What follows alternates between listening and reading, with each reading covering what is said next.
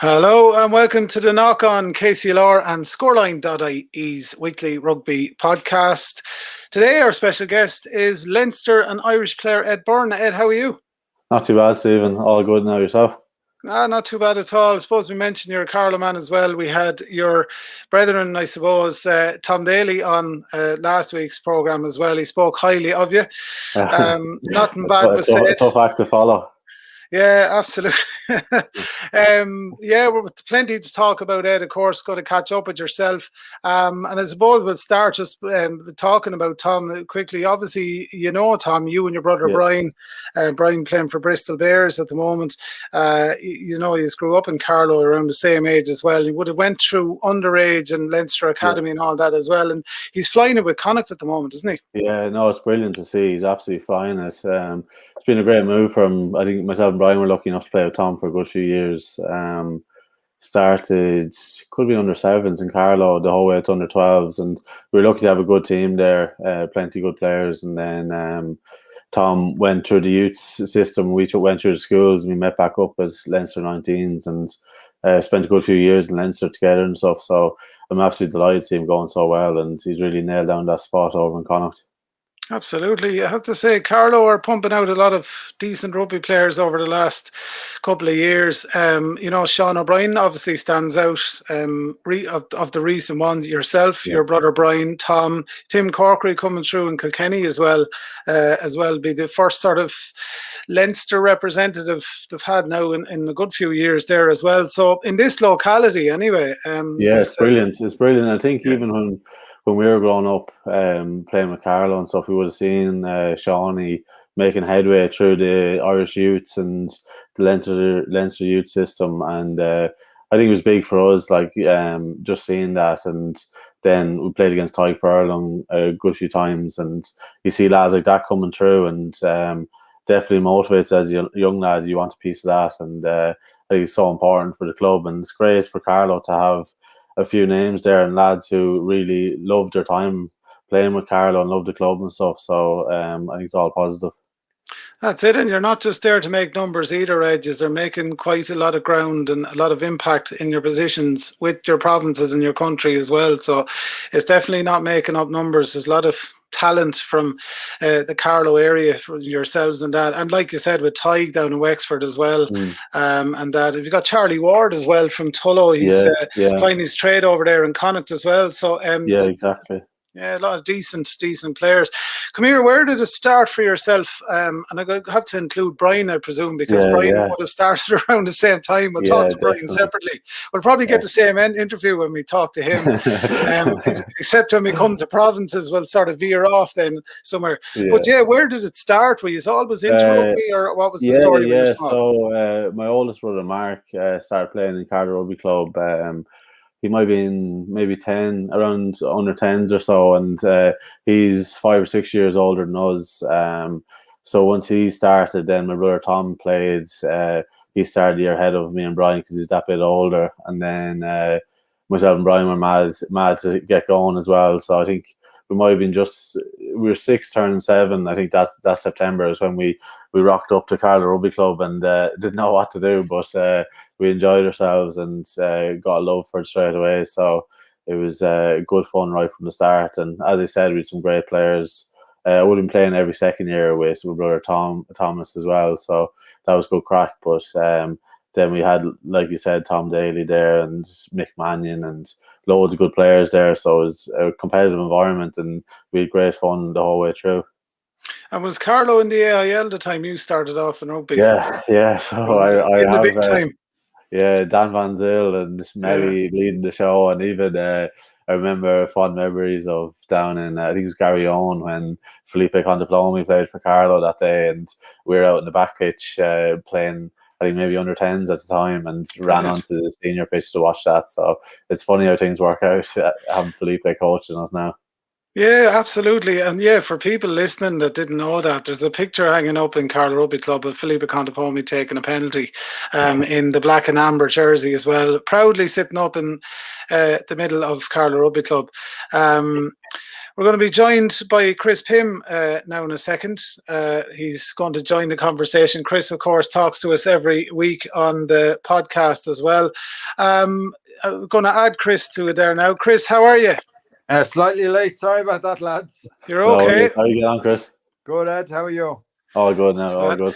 So, Chris, we're 5 minutes into the recording. We're just talking to Ed about the early days. He was telling us that Carlow were in the big time when Ed was a young fella coming through in Carlow. Felipe Contepomi was playing an AIL match for Carlow on one pitch while Ed was out the back pitch as a young fella. And the boys went across to watch it. So, and as Ed was saying, it's amazing the way it comes around. Felipe is now his coach as well. That's mad, yeah. There you go. Now, how many years ago is that? That's 10 years ago, is it more? And the rest, Jesus, it could be 17 years ago now. I think I was under 10 or so. So it would be, actually. Time is flown by. Time's flown by. Yeah, no, all good. Yeah, brilliant. Yeah, there were good days now, but expensive days, I'd say, for the club. I remember trying to even get a bit of space on the railing to watch the games back then. We were all standing around the pitch and stuff. It was brilliant. Yeah, brilliant. The Paul O'Connells of the world playing, and players like that coming through. Yeah. You know, obviously younger, but that was it. And so Ed, as a young fella, then the two of you progressed up. Were you always props, or what? How did that all come about? Yeah, most of the way through. Randomly enough, I think my last game for Carlow was in the centre, which was it was a random enough one, but I think we're playing against Navan and won the cups, and they did a big centre or whatever. So John Farrell, I think it was at the time, decided to change it up for that one, but thankfully we got to win that day. But that was usually in the front row, and they must have done a job all the same if you got the win. So who knows what might have been. Just about. I don't know how effective I was. I probably had Tom Daly on the inside covering a lot, but no, it was good crack. But yeah, then usually front row most of the way up, and Bryan was usually hooker. So we've. And would you play with Tom? Were you the same year? Yeah. So myself and Tom and Bryan played all the way up through. Carlow all coming through. Yeah. No, it was brilliant. Yeah, fantastic. John Farrell was the man that sort of not discovered, but he sort of helped you on your way to Leinster underage and all that stuff. Oh, John was brilliant. Like he was such a brilliant coach for us at the time, and even we had Ronan and Barra playing with us as well, which was great crack. But no, John was a massive part of it. And I bumped into a few years back, and he's sound as ever. So he is. We had a great time. So we did. And any other aspirations besides rugby at the time? Tom Daly was telling us that he was mad to play GAA for Carlow seniors when he grew up at the time. But obviously he got more interested in the rugby, and everything else took a backseat. What was it like for the two of you? Yeah, I think the main focus is definitely rugby. I think I marked Tom Daly actually against Tinryland against Ballon one day, and my GA aspirations took a big hit, so I left it off after that. Your motivation took a dip that day. Yeah, Tom was a good footballer, that was fair. So absolutely, definitely has the skills, so you just got into Leinster underage. I presume then you were spotted somewhere. Then tell us about that, Ed. Yeah, so initially it was Leinster under 17s, I think, and it was just a summer training and development, really. I don't think there was games that year. I think under 16s or 17s, so it was just kind of to get a feel for you. Trained away for the summer up in Ternior College. I think it was twice or three times a week for the summer, so that was great. And then it kind of kicked on from there. So when I was in fourth year, it was 2010, I would have been playing Leinster 18s, and I think I was playing in the cup team that year, so I think that definitely helped just getting in the shop window. And how did you get around the cup that year? We won the cup that year, yeah. Oh, right, that was that year, yeah. Yeah, 2010. So what year was that? 2010. 2010, yeah, okay, right. Yeah, so we won in 2010, 2011, so which definitely gets you in the shop window, and then we're kind of in the system and Yeah. just training away and training hard during the summer, and then got Irish 18s off the back of that 2010 win. And then luckily played 19s and 20s for both Leinster and Ireland then as well. And went into the Leinster Academy when in 2012 when I left school. Wow, that long ago. That flies, Yeah. doesn't it? Mad, isn't it? And your class was Tom Daly was in there, your brother Bryan. Yeah. What other sort of names were floating around that Jack time? Bonin. All right. Yeah, Ed Byrne, Cottle Marsh, Steve Crosby, Josh van der Flyer, Dan Levy. So it was a good year. It was a good year. Yeah. That was a very good year. A vintage year. Yeah. Absolutely.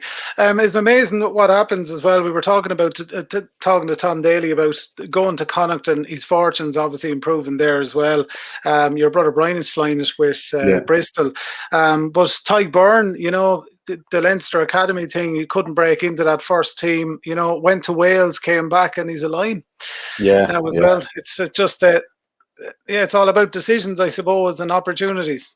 Definitely, and a bit of luck as well, I think. But sometimes you create your own luck as well. But Tig would have said he was lucky to get an opportunity in Scarlets, and then he just took it because he was saying he didn't play a huge amount for Leinster, and I can't remember what way it worked out, but he just went over there and he's brilliant. Really took it by the scruff of the neck, and then it's great to see him going so well. I would have played with Tig in that 2010 team in Clongowes as well, so I know him well, and brilliant to see how well he's going now. Yeah, fantastic. And Bryan enjoying Bristol? Yeah, he's loving it. Loving it. Is it very different, or what's he telling you about the setup compared to Leinster? It will be different.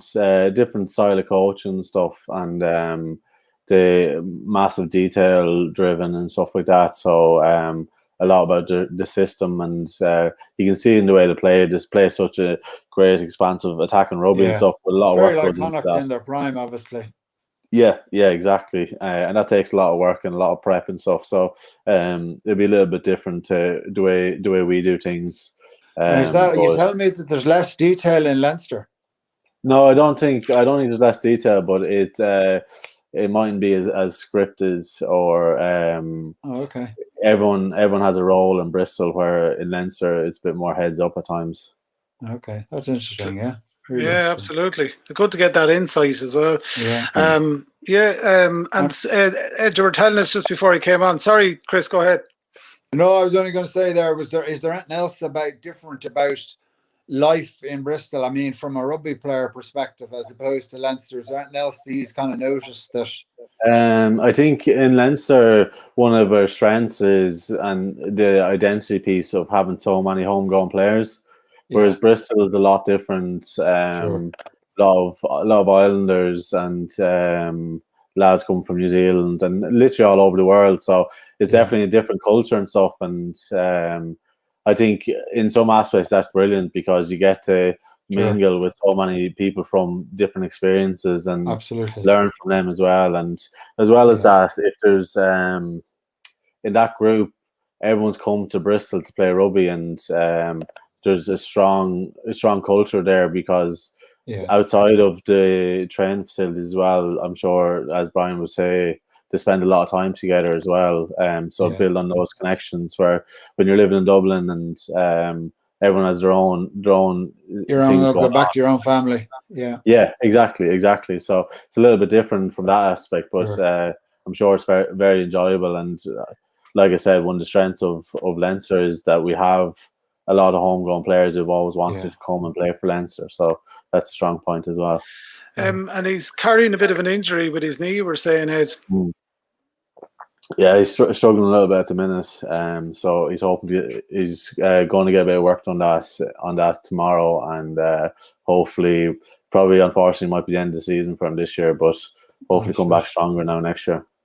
And talking about the academy and all that, and players and opportunities to pop up, obviously he felt that he needed to go. He needed to break away from Leinster, head over to Bristol, and that. Talks about your own experience, Ed. Did you come to the cusp of any close decisions or anything like that, or were you confident enough you could break into that senior team and nail down a spot? I think the goal was definitely always to play for Leinster and try and climb the ladder. So when I went in at the start, it was Cian Healy and Hanka van der Merwe and Jack McGrath and Jack O'Connell. And there was a bit of traffic in the way there. Yeah, exactly. And it's mad the way things work out, because even like I would never seen Jack McGrath moving away and stuff, and that obviously opens up a window for me and stuff. But it was definitely my goal to stay in Leinster and to try and make it there. And there definitely was traffic at times, and it's a very competitive environment, but you can learn from them lads, and you also know that's the standard you need to be at, or even past that, to try to get ahead of them. So and I think the goal for him was always to play for Ireland. So I knew if I wanted to play for Ireland, I'd have to try climb that ladder in Leinster, and it'd give me a good opportunity. So luckily I got the opportunity to stay, and especially after a couple of years of injury, and they stuck with me and got another contract. And hopefully at any stage in the last however decade, did anybody try to tempt you to go to any of the other provinces, or did you get any offers, or did you always... No, I think it was pretty straightforward contract wise. We weren't going looking massively, so I knew that Leinster was where I wanted to stay and stuff. So we kept kind of the conversation between the myself and them, kind of almost. And what about your brother as well? Obviously, he had to make a tough decision at one stage, and would have been guided, like you would have listened to what you said as well. Yeah, no, it's definitely tricky, because obviously I always loved playing with him, and hopefully someday again we join up. But no, it's tough. Like I think professional rugby is tough, and you have to make those decisions at times. So he would have liked more game time. He would have liked more starts, and he felt it was the best decision for him. And I think Leo felt that as well, that he was almost he wasn't getting the amount of games he should have been getting. So, or felt like he should have been getting. So it's tricky, and I'm just delighted it's worked out well for him over there in Bristol. I mean, anyone who's come across Pat Lam has had nothing good things to say about him. So yeah, exactly. And I think Bryan has got maybe 15 starts this season, which is brilliant. And that's what he wanted. He wanted to go and start in a really good club, and thankfully it's working out for him. Yeah, absolutely.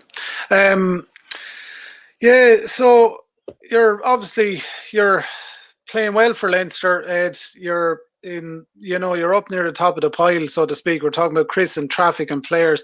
Leinster, like a lot of other teams, but particularly Leinster, because that's who we focus on here, has a huge amount of depth of players at every position. Myself and Chris every week to be talking about the back rows and tripping up over back rows, even for the Irish team and that as well. Are you happy with the amount of game time I suppose you're getting, and happy with your progress on the senior side of things with Leinster? Yeah, I think so. This year, in terms of games played and stuff, it was a little bit different, because I went into Irish camp in November, and there was it was 5 games there.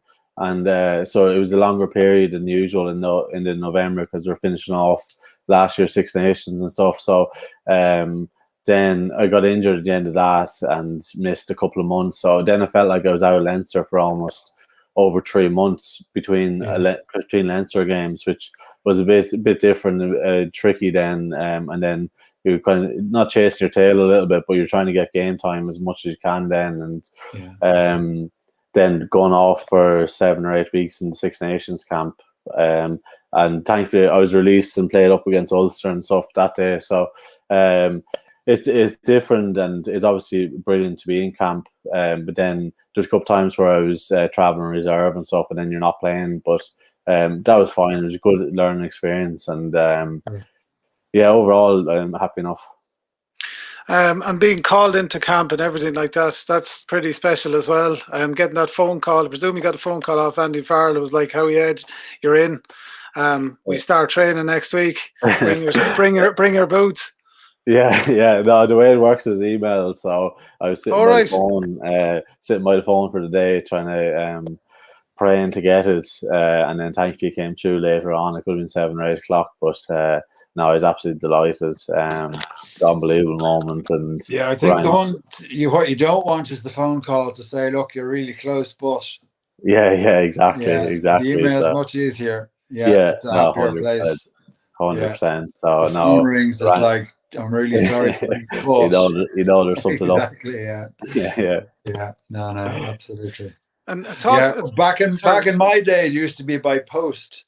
So you had to wait like 3 days to get your fucking letter in the post. There's a bill. And when the letter didn't arrive, you just blamed the postman. Anyway, go down to the post office. Yeah, exactly. Different time. Absolutely. So getting called into Irish camp, in you go. Ed, what's it like in there? We don't know. You're the man that's in there. Is it intense? Obviously playing for the country, getting in and trying to nail down a place as well. What's it like? And what's it like under Andy Farrell? I found it a great experience, to be honest. Even had you been in there under Joe at all? No, I hadn't. Okay, I found it brilliant. Like, first thing Andy said to me was just enjoy this and be yourself, and he definitely means that. Like, he wants players to be themselves around the place and not feel nervous, and because he feels that gets the best out of you when you're more relaxed and yourself. And I really enjoyed it. I thought it was brilliant, and had Andy there, and then Paul O'Connell came in, which was brilliant, and worked with Simon Easterby for the first time as well, which was great, and had John Fogarty as a scrum coach, and I was lucky to have him for nearly 8 years in Leinster. So no, I really enjoyed the experience, and I learned a lot from it, and I think Andy's a great motivator, and I thought it was a great few weeks. I suppose in November 1st when I was in there and I was playing, was it 3 games in a row, but I was just loving it, and I think it's definitely, you feel the step up. Like, you can't lose a moment in those games, and you definitely feel that. And with the international stuff as well, how do you feel Ireland got on this year? It was tough going in some of those matches as well. I think there's a lot of potential in that team as well. I think to come right towards the end of the Six Nations. Myself and Chris, of course, were analysing it here, what was going on and everything like that. How did you see it from within that bubble? I think Six Nations it's very tough to win away from home in Six Nations, and you saw how close you got against Wales that day. There were 14 men after 20 minutes, so it was definitely an uphill battle, and we were so close to cracking them, and they go on and win the Six Nations off the back of it. And I wonder if we had won that game in the end, would we be having a completely different conversation here? And I think that would have been it. Obviously, France losing by a point, that was tough. That was definitely a tough day. But then after that, I thought the lads really dug in well. Really good game against Italy, and showed that attacking intent that we've been speaking about. And you saw it then again in the England game. I thought they were exceptional, and that was the performance that we knew was in the group. And I think it was so good to go and see it, where they really stood up and almost dominated England for maybe after the first 10 minutes. I think we were definitely on top, and it was great to finish on that performance, because it definitely felt like it was brewing for a while. Yeah, no, it was fantastic. Brilliant way to finish the season, particularly against England. So exactly. No, really good. And have you? Where are you at now with your summer? Are you involved this weekend or? We'll be playing this weekend, and then Glasgow away. So that'll be a tough one. And then after that, we'll wait and see. We've one more game for Leinster against Dragons next week, and then we'll wait and see what happens from there. Yeah, a couple of internationals coming up, Japan and USA. I think Tom Daly is hoping to get in on that one as well. He was saying he was on the fringes the last time of the Six Nations camp. So you might have company, Ed. Please God, the two of us will be in there. It'll be brilliant. That's it. Go ahead, Chris. Sorry, I was going to say, what dates are they? They're July, are they? July, yeah. So the last one's on the 10th. Pretty much straight going. There'll be no break. No, Will you go no. straight into Irish camp after the Rainbow Cup, or what? Way So it there a depends break if we at all? get to if the week of the Rainbow Cup final. Hopefully it's a bit out of our hands, but hopefully win the next two games and gives us a chance. But we'd be waiting on other results. But if that week we just have a training week in Leinster, and then those selected would go into Irish camp the week after. Straight after, yeah. So there's no break. No. So there you go. You're young and able, be no bother to you. Exactly. You won't be creaking around. How's the body yet? Everything okay, injury wise and all? Like obviously, it's well documented. You had a tough time of it a few years ago with injuries, but by God, you came back fighting. Yeah, no, feeling good now. Thanks. All as well. Like it's definitely a longer season than usual, and there's a couple of bangs and bruises there, but nothing major, thankfully. Yeah, good stuff. Yeah, so you go in, you have the America Japan. So have you a break at all then, or you're straight back into preseason with Leinster, or they no, give you a break? we'd have a break. Whoever's in that international camp, and even the lads in Leinster will have a month off, just depending on when you finish up. Yeah, because Pro 14 starts back end of August, does it? I'm not 100% sure. I haven't looked that far ahead yet, but quite early. Yeah, no, I remember looking at it thinking, "Jeez, that's mad stuff." But yeah, no, there's definitely pre-season games in August, so it comes around ticking fast again. Yeah, for sure. But, it must be pre-season. Must be hell, is it? It's tough, all right. After filling yourself with ice cream for a few weeks. You get used to it. You get used to it after a few years, but no, definitely shocks the system. Yeah, absolutely. Come here, just going back to international camp. Sorry, we're still talking about it. Did you got coached with Leinster under Joe Schmidt? For the year, it was 2013 maybe, for that year, but I was playing Irish 20s, so I was injured for the Six Nations and then went to the World Cup and stuff. So in terms of training sessions, I was out of the building a lot. So wasn't exposed a huge amount to him, unfortunately, but there was definitely a year there, where we overlapped. I was just going to ask you for a comparison to Andy Farrell is all, just in terms of coaching and that, because we often hear comparisons between the two. Obviously everyone has different styles and there's different things going on there, but Joe is big on detail, but it's probably the same with Stuart Lancaster in Leinster. He's meant to be a big detail man as well. Yeah, I think they all have their own ways of doing it, and what the way that suits them and the way they believe is best. So it's great for a player to feel those different styles and learn from them, because you're getting a lot of different, I suppose, really smart people who know the game so well, and you're learning from those. So I think it's been brilliant, and it's great, obviously, to have Stuart's experience as well in Leinster, and then himself and Andy worked together as well, and Andy worked with Joe and stuff. So there's definitely crossovers there, and which it's very exciting. It's a small world, that's for sure. Exactly, it's a small world. I played a rugby match in New Zealand. I played a season over there and ended up playing against Joe Schmidt. Right. I mean, what are the chances? And he ended up in Ireland. I remember sitting down at a Chamber of Commerce dinner with him, and he said to me, "How are you doing?" He introduced himself, and I was like, "Yeah, all right, okay, grand." And he was like, "I actually played rugby against you in 1980 something or other, whatever it was." No way. Because he's got an encyclopedic memory, whereas I have a memory of a goldfish. But he was like, "They would tell me the score in the game," and he scored the first try, and we ended up murdering them. But he's some man for detail. Oh my God! Oh, brilliant! Yeah, definitely. Great company, super guy, very fond of him. Yeah. That's some memory to have, all right. Picking that out across the dinner table.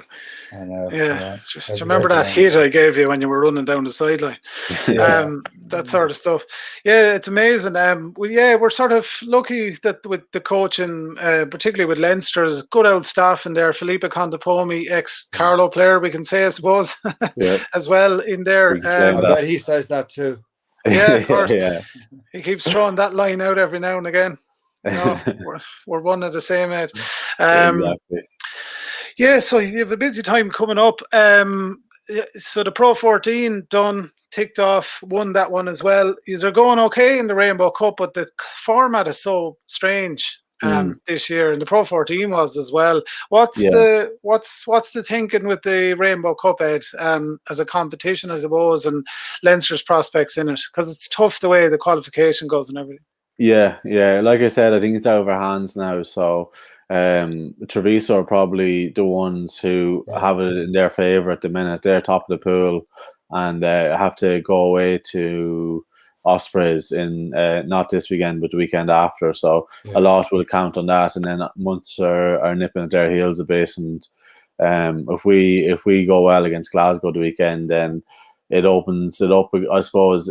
But it does come down to Treviso. If they win that one, then they'll go through and play the Scotland team. But I think it's obviously tricky at the end of a season to try put a competition together. But I think next year I think it'd be really interesting to have the South Africans a part of it. Hopefully going forward, I mean, that will totally change the dynamic of the competition. So definitely. Just unfortunate the way things panned out this year, but hopefully next year I think they'll add a lot to that.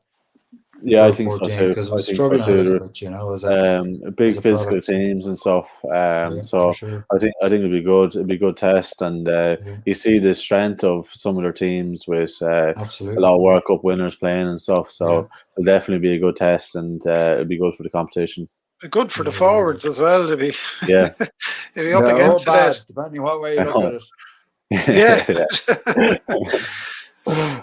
Absolutely, they're big men. Obviously the Champions Cup didn't go to plan, Ed. I think we're all like yourself disappointed with the outcome of the La Rochelle game as well. La Rochelle were fantastic on the day. You seen it from a different pair of eyes. What was your own thoughts on it afterwards?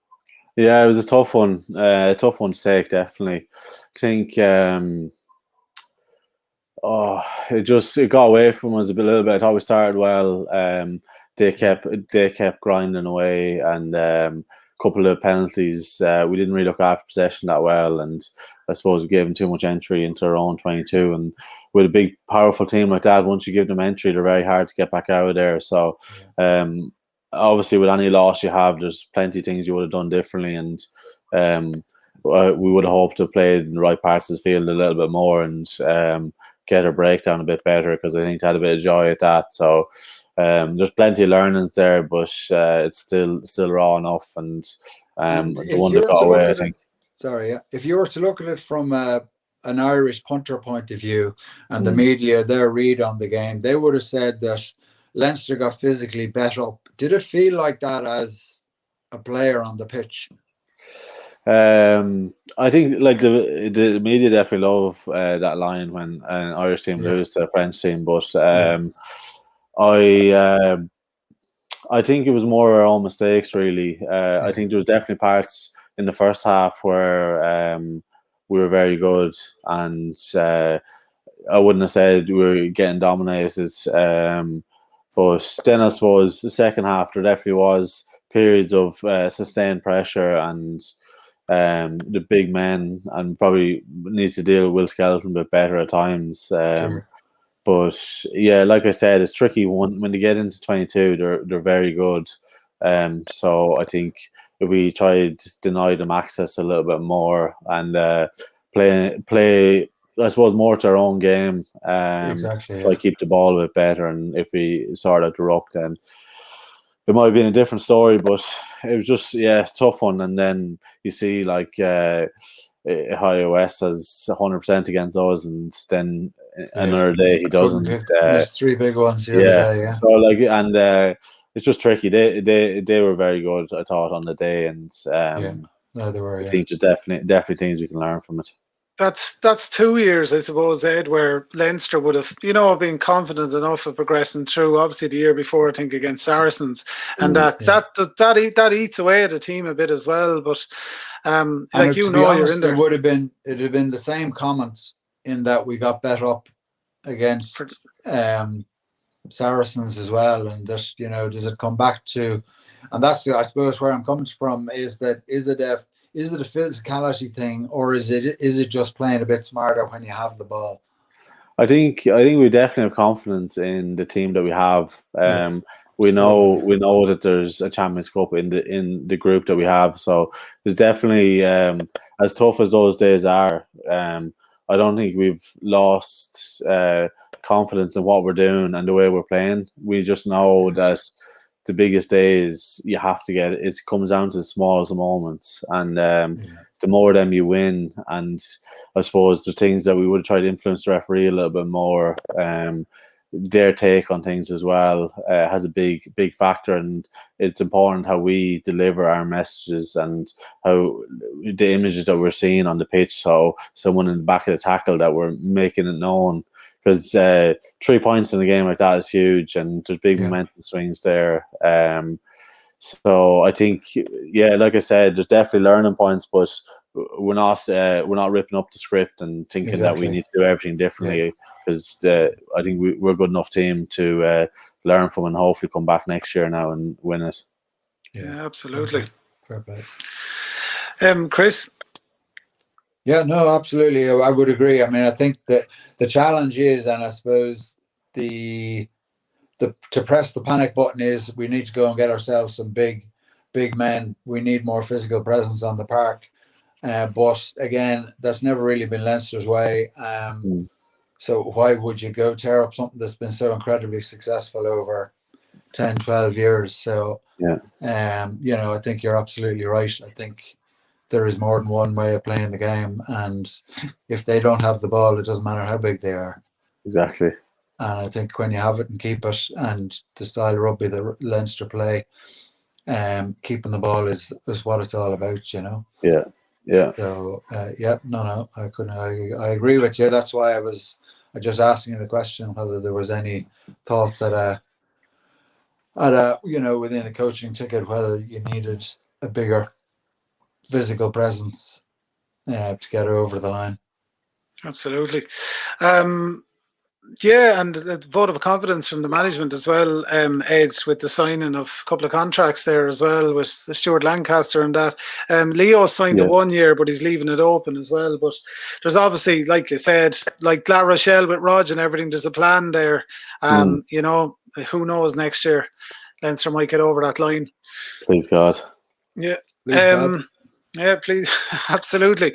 So you have a busy couple of weeks coming up, busy couple of months and that as well. The Lions tour is coming up as well. Congratulations, of course, go to the Irish players that have got on it as well. I suppose there's a couple of names there, Ed, that you on the Leinster team anyway, that you would have expected to be on that list too. The Gary Ringroses, Johnny Sexton, we thought might have been in with a shout as well, despite injury concerns or whatever. What was your own thoughts on the selections? Yeah, no, I agree with you, and I think I'd add James Ryan to that list as well, of lads who were very unlucky, I thought. But like you said there, it's brilliant even for the 4 Leinster lads to go. It's great for them, and I feel it's tough on the three that we mentioned there that missed out, because I thought they've all been going well or whatever. But I suppose, it's a tricky, and obviously it's the pinnacle, so it's bitterly disappointing for the lads who were in that shop window and missed it. But I think overall it's very exciting. It'll be a very exciting summer now, going down there against the world champions, and it's going to be a tough few weeks. And I think it'll be hard to believe that the tour that the lads who've been taken out there now will be the lads who'll be coming home. So there will get lads who get a call up for sure. So you'd like to think that their options aren't just closed off just yet. Yeah, exactly, 100%. And just a sort of a silly side question as well. The players, when they were announced, were pictured in their Lions jerseys. Did you all have to get your pictures in Lions jerseys at Ireland camp? Just in case. Yeah, so all right. That's the way it works. Yeah, so they give whatever amount of jerseys into camp, and everyone gets it taken, and then whoever gets selected from there, that's how they have all the headshots and stuff. I was wondering about that one. That's how that one works. So Ed Byrne had the Lions jersey on him for a brief few seconds, a couple of seconds anyway. True. Absolutely. But who knows, Ed, in the future? That's the way things go. Ed, obviously you're going to be you're playing, so you're going to be busy, but you're going to keep an eye on the Lions anyway. Chris and myself, of course, big fans of the I suppose project or the competition as well. Chris was at the last tour in South Africa in 2009. Amazing experience, Chris.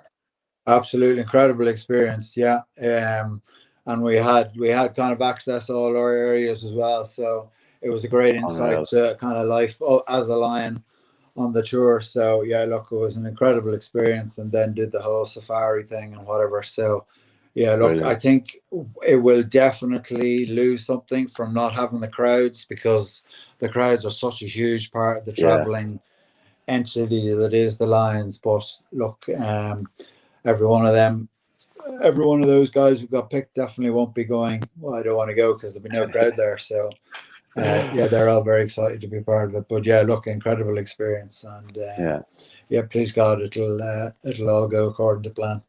Absolutely.